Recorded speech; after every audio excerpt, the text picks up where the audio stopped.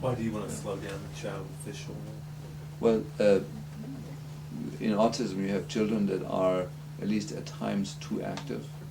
Right, and if they're And not you have act- other if they're not childs too that are active. completely kind of subdued, and it's more likely that the subdued child will benefit from the omega-6 oils, and it's more likely that the hyperactive child is going to slow down with the fish oil. But does it have anything to do with detox, or is that just to take correct behavior? Well, the fatty acids, fatty acids make up the membranes of all the cells in the body, Right. and so all this, the way cells communicate with each other, the signaling of cells with each other is disturbed if you're oil deficient. Right, I was just So saying that if you're trying to correct that, are you saying that the omega-6 will correct that even though it will speed up the child? And the fish oil, do they both correct it? It's just a matter of using the one based No, on we the need child's we need all activity? of it. We need Okay. all of them. Okay. And in general, in our modern nutrition, we're deprived of fats and oils, yeah, and we're deprived of minerals. Those are the things that are truly missing. We're not missing the amino acids. Yeah, you eat a piece of meat, you got a good selection of amino acids. You drink a glass of milk, great selection of amino acids. But our vegetables have lost its content of minerals because of the farming methods, Yes. and because of the nutritional fear of fat. We've eliminated fat from all the foods, Yes. and now we're on a fat deficient diet in general. But even though you're eating fats, All and the you're- wrong fats, are up, but the good fats aren't. But even though you're eating meat and milk, doesn't your body need to be able to digest it down into the particles you can use, the amino acids and Well, the yeah, fatty acids? I'm just kind of, Okay. this was more like a general remark about the source, the foundational source of nutrition Okay. is deficient in minerals. There's no doubt about that, and it's a setup for heavy metal toxicity, even disregarding the genetic glitches that we have. And the only reason I point that out is because one of the points I tried to make in writing stuff was that the idea that you're going to wait around for somebody to tell you that your kid's deficient in some amino acids, minerals, fatty acids, and polysaccharides from carbohydrates is ridiculous considering they're not digesting their food. Yeah. So of Yeah. course they're deficient in all that stuff. So that's on the other side of it, so I'm just looking even at the food coming in is Right. already deficient in Right. certain things. It's So usually even if you fats broke it down, it's not there. and the minerals. And then comes the issue, well, if they have the measles in the gut, like most of them do, then they've got a leaky gut. That means they absorb things they shouldn't absorb and don't Right. absorb things they should absorb. And that outcome is then a very greatly disturbed metabolism, because you get too much of one thing and too little of another. Right. Yeah. But we know that the minerals are always deficient across the board, and we know that fats are always deficient across the board. So that's number one in heavy metal detox, is to create a foundation of the right oils and lots of minerals, and you need to have the amino acids on board, which are the shuttling agents to shuttle the metals from one, for the transport through the tissues. You need all those things on board. There's no point in giving a kid DMSA or DMPS or anything if that's not taken care of. That's all I'm trying to say. Right. Now let's look at the more specific substances. So first of all, there's intravenous substances. Yeah, it's DMPS. It's available. Desferal. Desferal is a fantastic agent to get aluminum and iron out of the system. There is IV glutathione, which is suitable only to move metals from the inside of the cell to the outside of the cell. It's not an agent that helps eliminating the stuff from the body. DMPS carries metals from outside the cell all the way into the kidneys and all the way into the urine. DMPS, but it does not mobilize it from the inside of the cell to the outside of the cell. Okay, can we pause right there then? And one of the biggest questions parents have that are sort of hovering on this cutting edge is, we have the Dr. Yasko protocol, which is basically the RNA signaling that there's different problems in different areas, pathogen-wise. And then she has a very good approach at supporting different shuttling out of the cell areas with different agents. And then we have Dr. Buttar, who's the TD, DMPS, and minerals person. But the two camps are not really wanting to say anybody should use both of these But it's protocols. our job to say, Exactly. that absolutely we need Amy Yasko's approach to get the stuff from the inside of the The cell to the signaling outside job. of the cell. Yeah, you need to have a mechanism that moves the stuff from the inside of the cell to the outside, and we need Buttar's protocol to, in large amounts, move the stuff that's now outside the cell to move it out of the body, and that's the DMPS. There's nothing that works better than that. So it sounds like these two protocols together would be sort of a beautiful approach of addressing. Well, that's what we're doing. Right, and right, that's, right. of course, it's a Ultimately, perfect- that's our goal, is to it's provide a everybody. perfect marriage of Right. two techniques. And then you add in the Magnetico sleep mat that helps with the intra to extracellular, and my understanding makes more electrons available for donation. Yeah. And you've covered a lot of these jobs. Yeah. Now, Amy's using EDTA, as a primary Yes, let's detox talk about agent, that. and the what I like about EDTA is that it's gentle. It removes metals very slowly, but avoids, bumping up against another bottleneck where they have a toxic substance building up because it can't go through the kidney or it can't go out through the gut. However, EDTA is also highly deficient as a detox agent in general. It is a number of things that it doesn't mobilize, like uranium, thallium, and other things that we don't even look at, but we know that come out with the DMPS. The DMPS also works fantastic for toxins, mycotoxins, and Lyme disease toxins, and other things that EDTA does not remove. So So I feel my own approach, I like to say here, is to use DMPS for the step from outside the cell to out of the body, Okay. supporting it with the minerals, with the other things. And we're talking about the binding agents in the gut later. The step from the inside of the cell to the outside of the cell is very beautifully done with glutathione.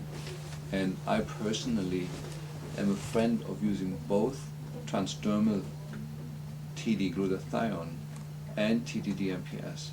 They're not the same. They have a completely different step that they're doing. One is doing step A, is TD glutathione does the step beautifully, and TD DMPS, that's a more simple combination of things.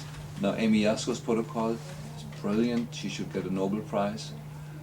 But there's only one Amy Yasko that can actually do the protocol as good as she can. And it's complicated, and it's sophisticated, and it is very, very good.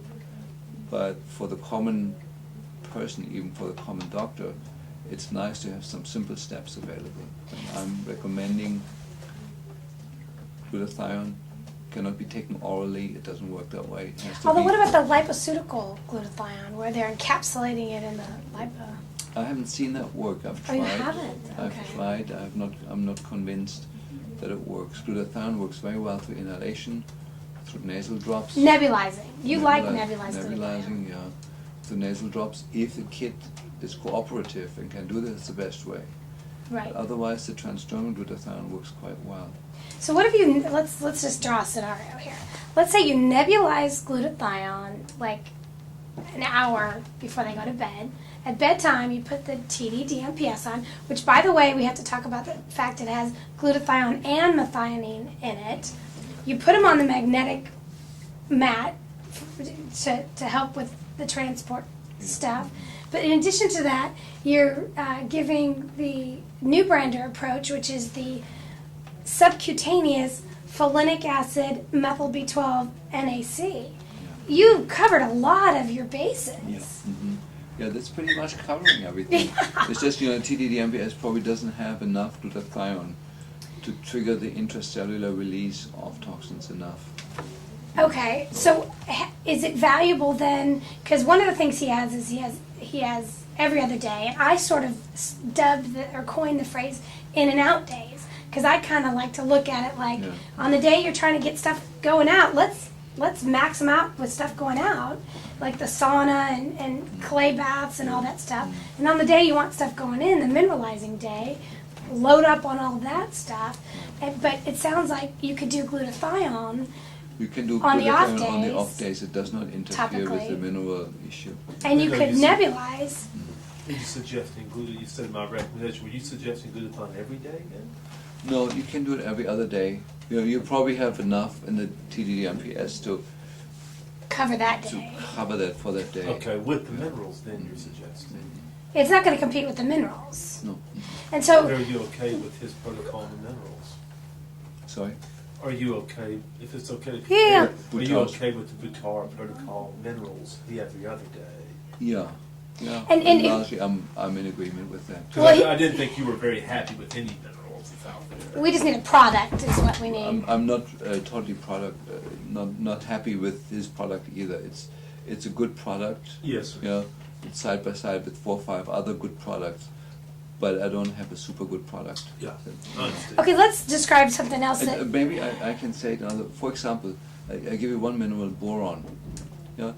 Now we've all been taking different boron preparations, hoping it will treat our osteoporosis. So now a study comes out in Hungary or somewhere, like one of the eastern countries, shows that none of the boron we ever took was actually absorbed. You know, there's 30 years of taking boron, spending, I don't know, maybe $2,000 over these years on boron alone. Finding out it's never got absorbed. Boron is only absorbed if it's biochemically bound to sugar. a polysaccharide. To fructose, Like a- usually okay. fructose. In that form it gets absorbed. It doesn't get absorbed as a metallic ion. Is that the And- substance of Fosamax? No, this is like called the fructoborate complex. Okay. You know, Okay. that's the only way it's absorbed. Okay. And I just want to say, it's the same with the minerals. Now, there's a lot of misunderstanding out. Like, for example, if I give magnesium citrate, it's a magnesium salt. In that form, the magnesium is already oxidized. It already has donated one of its electrons. The very thing I give the metal for is as electron donors. And the whole culture that we have right now of giving all these mineral salts is already giving the metal in a form where it has already lost one of its abilities. And the way metals are most active is in a metallic form, but they still have both have all the electrons, you know, very, very bioactive in that way. And the French have developed the approach of developed mineral solutions that way, where the metals are in suspension in a metallic form and are very, very bioactive and have at very low doses phenomenal effects, but it's not available to us. So I'm just saying, sort of, I'm unhappy with knowing my European background and what's available there, and the research that has been done there has gone much further than we sort of like have been sort of trapped in a circle with the mineral issue, where any new product coming out is a copy of something that's already there, and there haven't been any new ideas of how to make it better. Yes. And So it's something that we'll need to work on. yeah, I'm and I'm we sure will. if So, but somebody let- listens to the tape, there will be somebody who actually knows that the product is already there. Right. I think I have a guy I want you to talk to. Anyway, okay, real quick on the minerals. I know Dr. Butar has been very emphatic that the results I had were every other day TDDMPS, every other day 1 dose of mineral, which is close to 24 hours separating them as possible. Don't deviate from that. But the idea, I came up with a Dr. John Green out of Oregon, who you probably know fairly well. We looked at some kids that were more mineral deficient, and we thought, well, what if you do the TDDMPS in the evening of one day, and then you give minerals the next morning, or that evening, and then the morning of the TDDMPS. But I Again, can tell you a secret that I Okay. think Dr. Butar doesn't know. First of all, the Good. whole idea of giving minerals alongside with the DMPS was an idea that I brought to this country based on my own theoretical ideas 20 years ago. The idea wasn't there, it's not in the literature anywhere, it was just my own personal idea that it's a good idea if you give DMPS that you give minerals. right? And that idea has then taken all these circles and has become these iron rules. Well, it's and- become that people think DMPS chelates good minerals, and you've got to speak Yeah. to that too, Yeah, like you and, spoke to and me. all the rat studies that have been done, all the only studies available on it show that the MPS does never deplete any animal of any mineral. Okay, ever. please repeat that again. Yeah, DMPS does not take out any minerals from the system unless there is an excess of them.